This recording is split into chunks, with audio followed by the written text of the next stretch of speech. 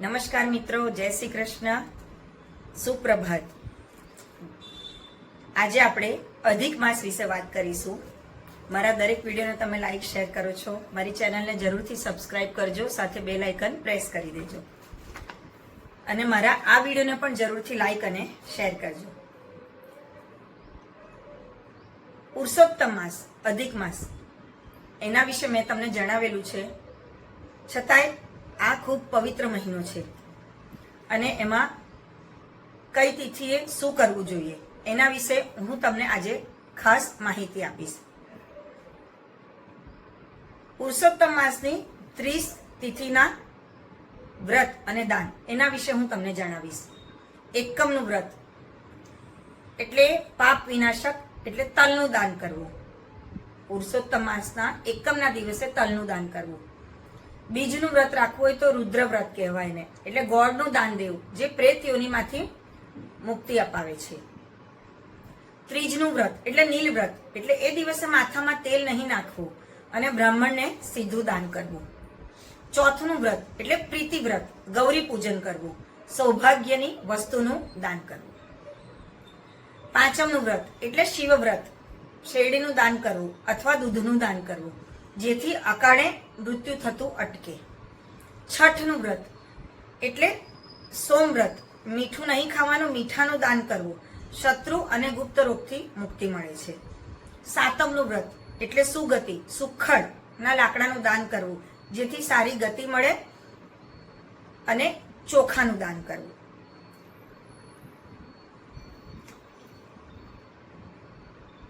આઠમનું વ્રત, જે દિવસે સફેદ વસ્તુનું દાન કરવું, જેથી મન મગજને શાંતિ મળે। નોમનું વ્રત વીર વ્રત, શક્તિ પ્રમાણે નાની બાળકી તથા ગૌરીમાની પૂજા કરવી, પાર્વતીજીની, અને શણગારનું દાન કરવું, જેથી પતિ અપરાધમાં ફસાયા હોય કે કોઈક ગુનામાં હોય તો એ છૂટે છે। દશમનું વ્રત ત્રયંબકમ વ્રત, આ દિવસે કુંભદાન દેવું, કુંભ ઉપર દીવો રાખી શિવ મંદિરે મૂકવો। 11નું વ્રત એકાદશીનું વ્રત, એટલે દાન પુણ્યનો અને ઉપવાસનો ખૂબ મહિમા છે। 12નું વ્રત અહિંસા વ્રત, કુળદેવનો દીવો પ્રગટાવો અને કુળદેવની પૂજા કરવી।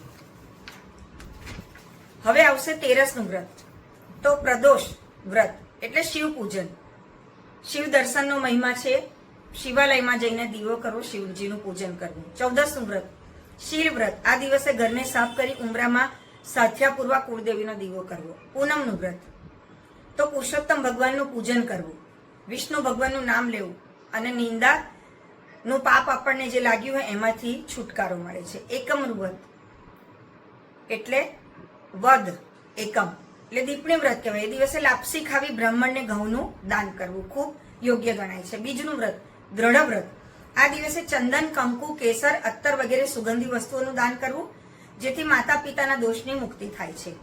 ત્રીજનું વ્રત બિલ્વ વ્રત, ગુરુ વડીલોનું પૂજન કરવું, વંદન કરવા અને અડદનું દાન કરવું। ચોથનું વ્રત વિનાયક વ્રત, ગણેશજીની પૂજા કરવી, ગણેશજીને લાડુ ધરવા, બાળકોને પ્રસાદ વહેંચવો। પાંચમનું વ્રત નામ પ્રભાકર, એટલે સૂર્યની પૂજા કરવી, એક જ અન્ન ખાવું, એક જ અન્ન દાન કરવું। છઠનું વ્રત સ્કંદ પૂજન, સૂર્યની પૂજા કરવી, સૂર્યના 12 નામ લઈ નમસ્કાર કર્યા બાદ ફૂલ ચડાવવું, જળ ચડાવવું, બપોરે 12 વાગે 12 વખત ઘીથી અગ્નિમાં આહુતિ આપવી, એટલે વૈધૃતિમાંથી છુટકારો મળે। સાતમનું વ્રત સરસ્વતી વ્રત, ઘર સાફ કરી સાથીઓ કરવો અને બાળકોને મીઠાઈ આપવી। આઠમનું વ્રત શ્યામ વ્રત, પુરુષોત્તમ પુરાણ તથા કથા અનુસારની કથા કરનારની પૂજા કરવી અને દક્ષિણા આપવી। નોમનું વ્રત વિશ્વાનર વ્રત, આ વ્રત કરનારે ખીર ખાવી, ચોખાનું દાન કરવું, જેથી અગ્નિદેવ પ્રસન્ન થાય છે, વ્યતિપાત માંથી છુટકારો મળે, સંપૂર્ણ દાન અને ગુપ્ત દાન કરવું।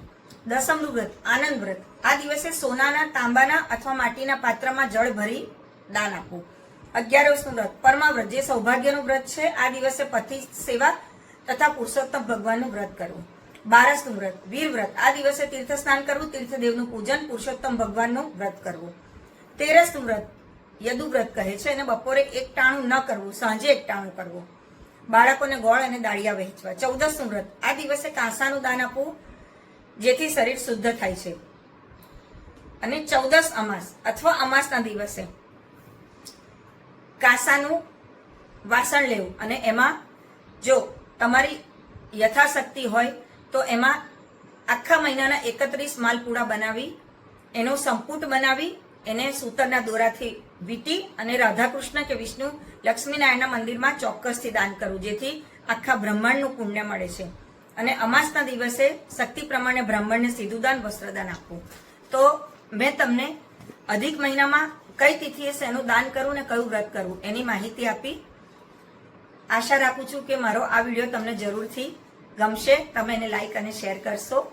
ફરીથી નવા વિડીયોમાં મળીશું. જય પૂર્ણ પુરુષોત્તમ ભગવાનની જય. જય શ્રી કૃષ્ણ.